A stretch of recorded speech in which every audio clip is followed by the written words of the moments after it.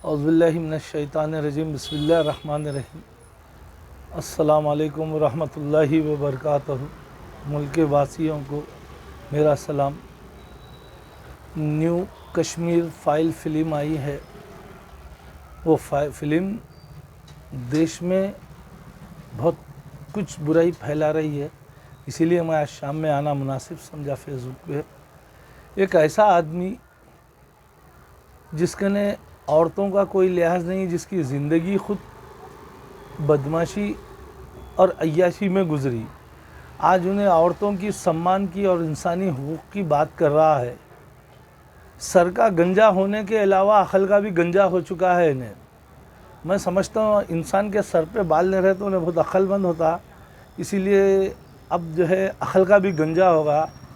कौन है वो आदमी, देख सकते हैं आप।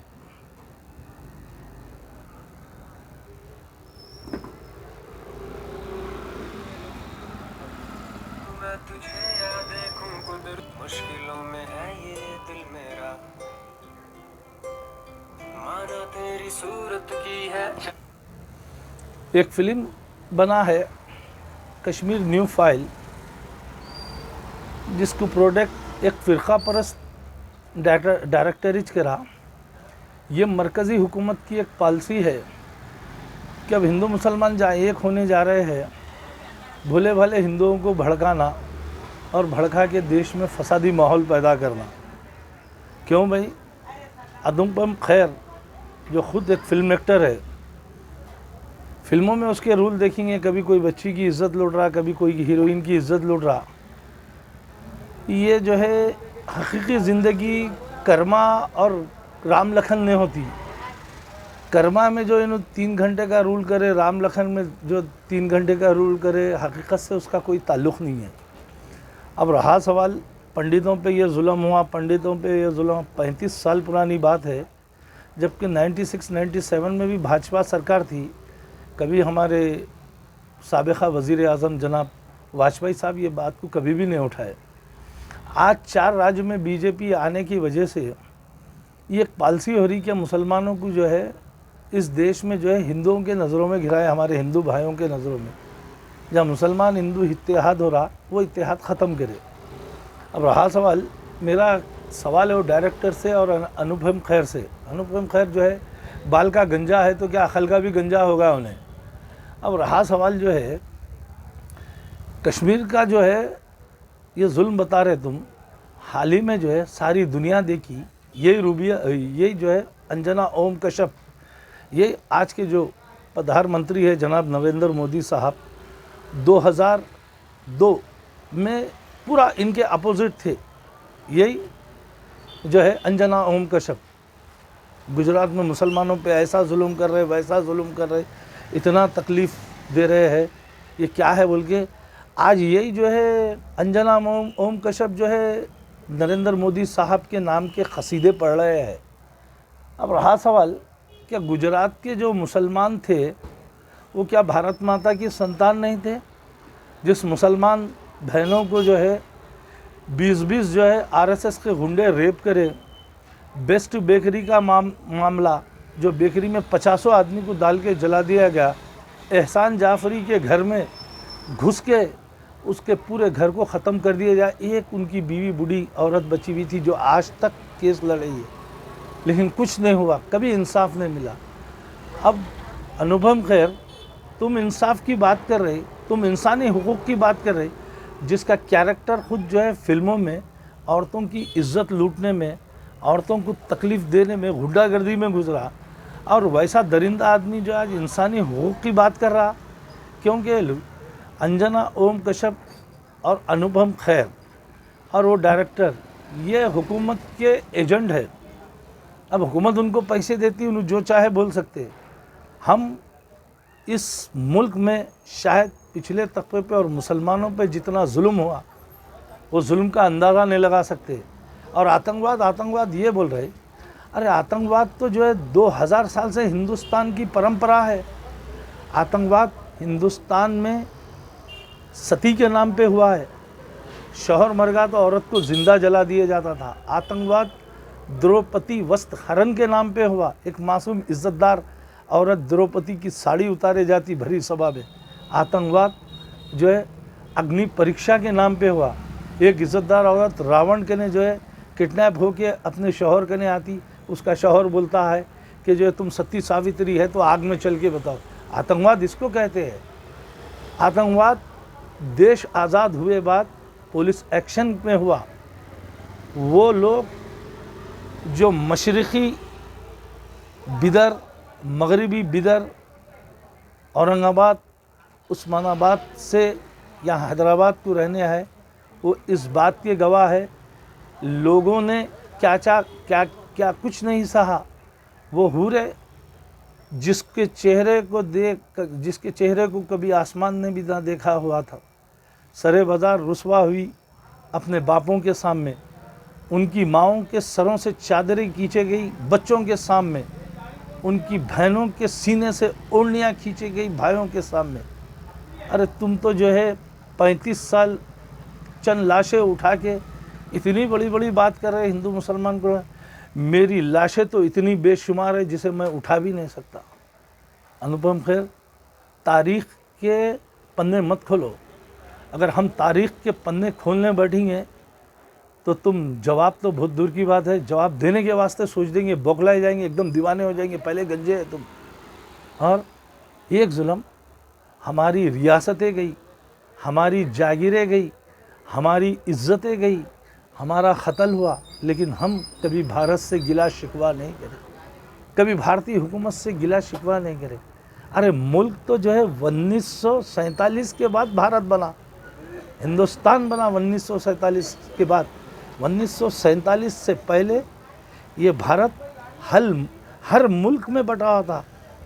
महाराष्ट्र अलग कंट्री, गुजरात अलग कंट्री, राजस्थान अलग कंट्री, हैदराबाद दक्कन अलग कंट्री, कर्नाटक अलग कंट्री। इसको भारत बनाने वाले भी मुसलमान थे। भारत का नाम देके भारत बनाने वाले भी बाबर रहमतुल्लाह अलैह थे। अरे शर्म होना चाहिए कि जो है पुलिस एक्शन के नाम पे मुसलमानों पे जुल्म हुआ, जमशेदपुर पे मुसलमानों पे जुल्म हुआ, मुसलमानों की जागीरें खींच ली गई, मुसलमानों की इज़्ज़तें खींच ली गई, मुसलमान माँ बहनों की इज़्ज़तों से खेलेगा। हम कभी इस मुल्क और इस हुकूमत से कभी गिला नहीं करे। अरे आज शर्म नहीं है तुमको अनुखर, इतने बेगर्ते हो गए तुम।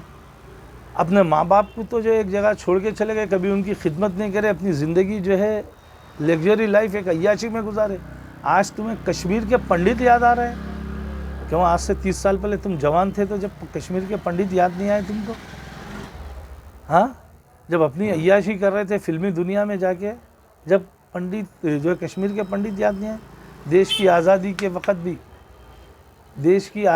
वक़्त भी जो है सो मनोज कुमार, राज कपूर, दिलीप कुमार, राजेंद्र कुमार, ये लोग जवान थे, 25 साल के थे। ये लोग कभी देश की आज़ादी में हिस्सा नहीं लिए, खाली फिल्मा बना के लोग जो है देशभक्त बन गए। देश की आज़ादी में टीपू सुल्तान रहमतुल्लाह अलैह, भगत सिंह, सरदार वल्लभ भाई पटेल, मौलाना अबुल कलाम आज़ाद, सुभाष चंद्र बोस, अरे ऐसे लोगों के कुर्बानियों को तुम शर्मनाक कर रहे बेगर्दो। आज जो है क्या समझ रहे? अल्लाह तुम्हारे हाथ में सिर्फ हुकूमत दिया है। सुन लो अनुपम खैर, तुम जिस हुकूमत के एजेंट है, सिर्फ हाथ में हुकूमत आई, वो तुम्हारा अल्लाह, हमारा अल्लाह, तुम्हारा भगवान, हमारा मतमश जब हुकूमत देना जानता है तो खींचना भी जानता है। अरे गुजरात में इतना जुल्म हुआ मुसलमानों पे, बेगरता डायरेक्टर कभी गुजरात के ताल्लुक़ से फ़िल्म बनाए?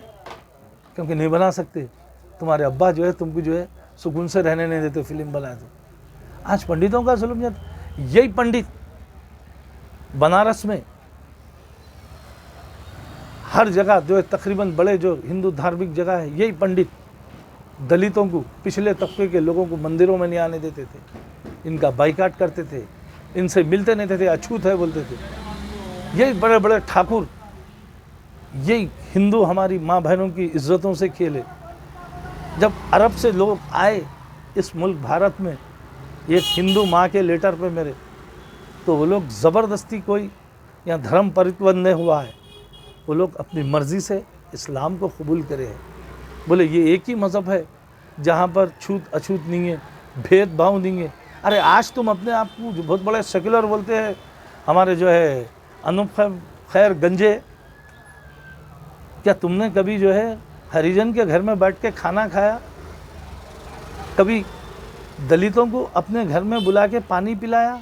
अरे इस्लाम वो मज़हब है, ऊंच नीच को ख़त्म करता है, सबको बराबर दिखता है। सब इंसान दुनिया के, चाहे वो हिंदू हों या मुसलमान हों या सिख हों या ईसाई हों, सबको मोहम्मद रसूलुल्लाह सल्लल्लाहु अलैहि वसल्लम की शरीयत सारे इंसानों के लिए है। एक धर्म वाला दूसरे धर्म के लिए नहीं जाता। हिंदू मज़हब में इतने धर्म है कि एक धर्म का आदमी दूसरे धर्म को आने नहीं देता। बैकवर्ड लोगों को मंदिरों में आने नहीं देते बड़े ठाकुर।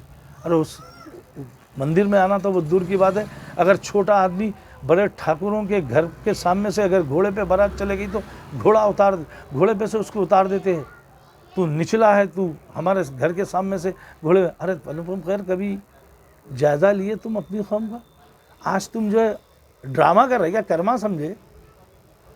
हाँ, क्या जो दूसरे जो फिल्मों में आते थे वो समझे? रो रहे मेरे को तकलीफ हो रही। कहाँ गए थे तुम अपने माँ बाप को छोड़ के? अरे तू अपने माँ बाप को इसलिए हो सका, तू घर का तेरा किराए मकानदार जिस माँ के घर में जो माँ बाप को घर में किराए से छोड़ा था, वो लोग कुछ आज तेरी जो यूट्यूब पे जो है फेसबुक पे शिकायत करे। कभी ज़िंदगी में अपनी माँ को नहीं पूछा, इन्हें बाप को नहीं पूछा, आज दूसरे इंसानों की याद रहे। हिंदू, मुसलमान, सिख, ईसाई, ये भारत की खूबसूरती है।